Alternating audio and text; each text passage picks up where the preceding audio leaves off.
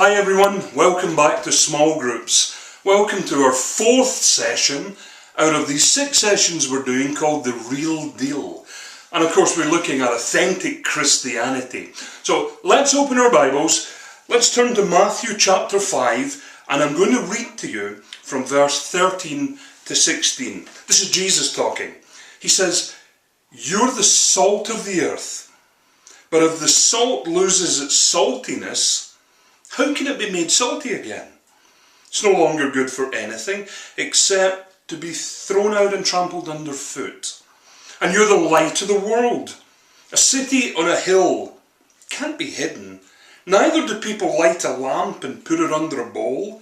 Instead, they put it on its stand, and it gives light to everyone in the house. And in the same way, let your light shine before others, that they may see your good deeds and glorify your Father in heaven." One of the greatest problems and diseases that we face in church today is the issue of isolationism. People get offended, people get hurt, people get rejected, and they crawl into themselves and they hide away. And they never take risks and they never make themselves vulnerable. They may even leave churches. And what they do is they find a very safe place. They get into a holy huddle and they hunker down. Well, do you know? It's absolutely impossible to be an authentic follower of Jesus if you're doing that. Now, let's talk about salt and light for a moment. Salt has 3 great characteristics, if you like, 3 great uses. And the first one is this, that it seasons things. It enhances the flavour of things. I once ruined my dinner by putting some salt on, and the lid came off the salt pot and smothered the thing with salt. Too much salt ruins the meal. Just enough salt seasons and enhances the taste of the food. The next thing salt does is it gives us a thirst. It creates a thirst. That's why if you go into a bar, you will find that you'll be given salted peanuts or salted pretzels or snacks, something salty, because it creates a thirst and encourages you to drink more. The third thing that salt does is it's a great preservative.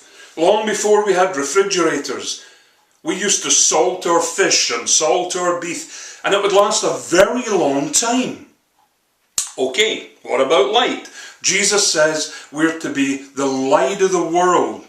Well, there are 2 great qualities in light that we want to bring out today. The first is this, that it chases away darkness so that we might see the way clearly where we're heading. And the second one is this, it dispels fear and restores confidence to us. So it illuminates us, and it deals with fear, and it brings confidence to us. Now, when I was a little boy, just a tiny lad, in my parents' house, there was a long hallway, and my bedroom was halfway down this hallway, and the bathroom was at the top of this hallway.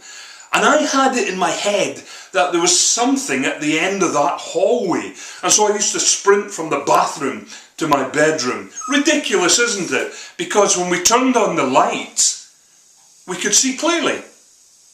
Now that's a little bit like how we live our lives. Sometimes we can't see clearly because the lights are out. We must decide and we must ensure, we must decide that we're going to let our light shine, and we must ensure that our light will shine. These are really important things. Now there are 3 kinds of saints that we really want to apply salt and light to and understand this. The first is there is a submarine saint. And a submarine saint is someone, oh yes, they're there on a Sunday, they know all the songs, they love the church bit, and they're there. But when it comes to Monday and living out their faith, it's dive, dive, dive. Next Sunday, hey, we're back again singing the songs and playing the church thing. That's a submarine saint.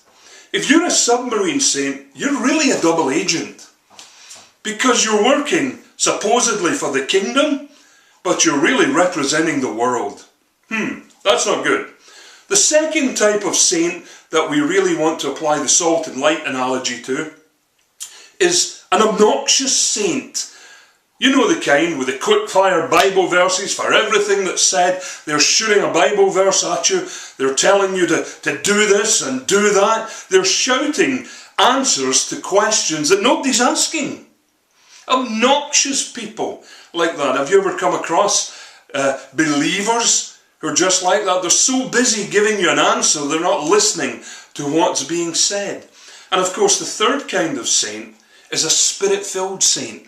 Someone who depends on and listens to the voice of the Holy Spirit, who hears the voice of God for working in their situation, where salt and light fit naturally, where it seasons what they do, and it drives darkness from where they go. Which are you? Are you a submarine saint? Are you an obnoxious saint?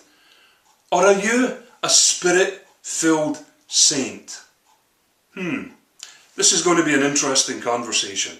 Have a great evening. God bless you. And I'll see you next time. Bye.